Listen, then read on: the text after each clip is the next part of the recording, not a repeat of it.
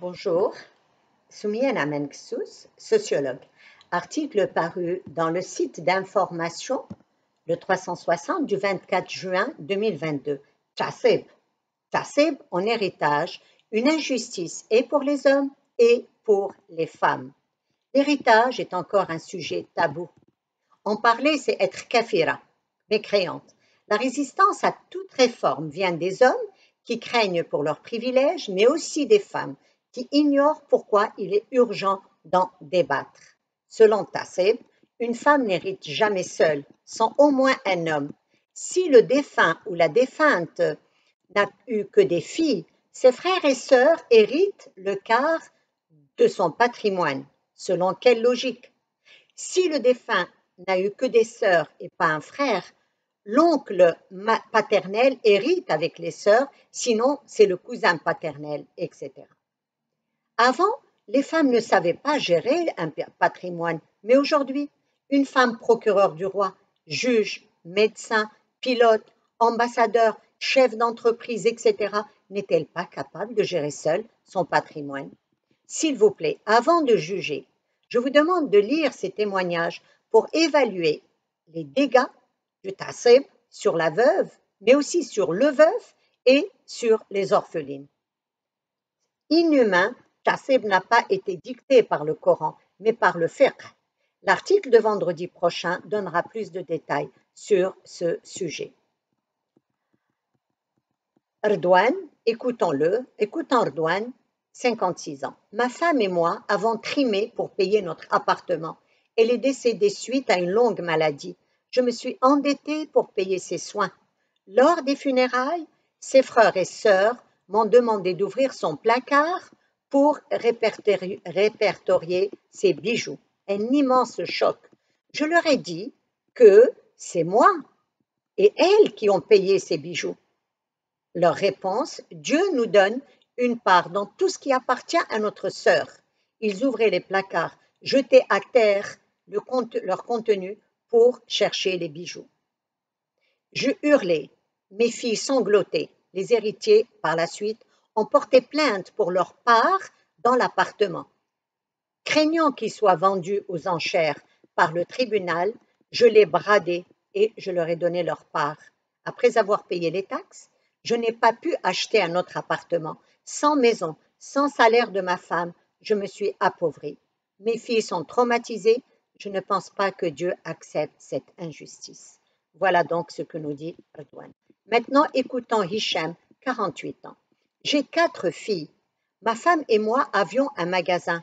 Après son décès, ses sœurs et son oncle paternel ont pris tout ce qu'ils voulaient de la maison. C'est horrible de se faire dépouiller dans son intimité. Le magasin appartenait à moitié à ma femme. Harcelée par les héritiers, j'ai dû le vendre pour leur donner leur part. J'ai chômé car l'argent qui me restait ne suffisait pas pour acheter un autre magasin. J'ai fait des petits métiers. Mes filles ont perdu leur mère et également leur confort. Écoutons maintenant Naziha, 70 ans. Je suis fille unique. Ma mère a laissé la villa dans laquelle je vivais avec mon mari et mes 2 filles. Mes oncles et tantes, devenus héritiers, me réclamaient 1 million de dirhams, que je n'avais pas. Ils me menaçaient de vendre la villa. J'ai loué chacun des 2 niveaux de la maison à 2 familles qui m'ont avancé 5 mois de loyer. J'ai vendu un appartement dont le loyer payait l'école de mes filles. Nous avons habité 5 ans dans le garage de notre maison. Aucune pitié de la part des héritiers qui disaient que c'est la volonté divine.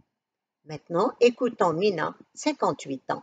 Mon père est décédé, nous laissant ma mère et mes 5 sœurs une baraque Baraka dans un bidonville, Baraka Fkarienne. Ses frères réclamaient 10 000 dirhams. Les oncles paternels, les frères du père, réclamaient 10 000 dirhams que nous n'avions pas. Ils ont vendu la baraque et nous ont mis à la rue. Mes sœurs ont quitté l'école et moi, je me suis mise à la prostitution. Dieu est clément, il me pardonnera. Maintenant, écoutons Wafa, 44 ans, qui habite un quartier huppé de Casablanca. J'ai 4 filles. Au décès accidentel de mon mari, Sa sœur et ses frères ont demandé la clé de notre chambre à coucher et du coffre-fort, en disant on ouvrira la chambre en présence des héritiers. Un avocat m'a confirmé qu'il héritait de tout, même des casseroles, si je n'ai pas les factures en mon nom. Un tsunami s'est abattu sur moi et mes filles, un calvaire avec les héritiers dans le partage de l'héritage. À chaque fois que l'un d'eux faisait des caprices sur la part à prendre. Nous étions, et nous sommes toujours, leurs otages avec la complicité de la loi. Maintenant, écoutons Aïcha, 75 ans. Mon mari est décédé me laissant 5 filles. Nous habitions à la campagne dans un terrain que mon mari avait hérité de son père. Mon beau-frère nous a chassés pour récupérer sa part du terrain. J'ai été à la gendarmerie. On m'a conseillé le tribunal. Je n'ai pas d'argent. Je suis analphabète. Nous avons erré longtemps avant de nous installer dans un bidonville. Mes beaux-frères vivent bien. Leurs enfants ont fait des études. Mes filles, elles, mendient. Maintenant, écoutons Sarah, 38 ans. Nous sommes 10 filles. Mon père travaillait en France et envoyait l'argent à ma mère qui a construit une maison à Tanger. Il a refusé de mettre la maison au nom de ma mère, convaincu que c'est péché de priver ses sœurs et frères d'un bien donné par Dieu. Après son décès, ses frères ont déposé plainte. Nous avons pleuré, supplié, embrassé leurs pieds. Sous ordre du tribunal, la maison a été vendue et les huissiers nous ont mis à la rue. Maman a dit à mon oncle, tu es pieux et tu mets une veuve et 10 orphelines à la rue. La réponse a été, je réclame ce que Dieu m'a donné. Depuis, nous vivons dans une misère que Dieu ne peut cautionner. Maintenant, écoutons Leïla, 50 ans. Mon mari et moi travaillons dur pour nos 3 filles. Nous avions un appartement payé à crédit. Nous voulions le mettre au nom des filles, mais les taxes sont onéreuses. Mes beaux-frères et belles-sœurs ne nous ont pas aidés à payer nos traites, ni à nous meubler. Ils ont pris ce qu'ils voulaient de la maison, sous mes supplications et les pleurs de mes filles. Pire,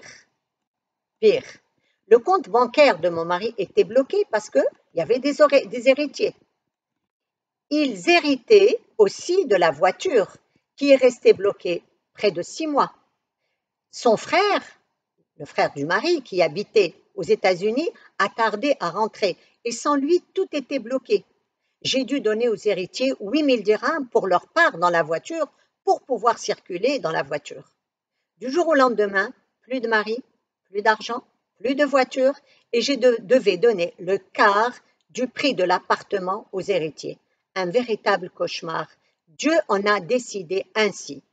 Fin de citation. Mais je dis non, ce n'est pas Dieu, ce sont les êtres humains et leurs lois. Je vous remercie.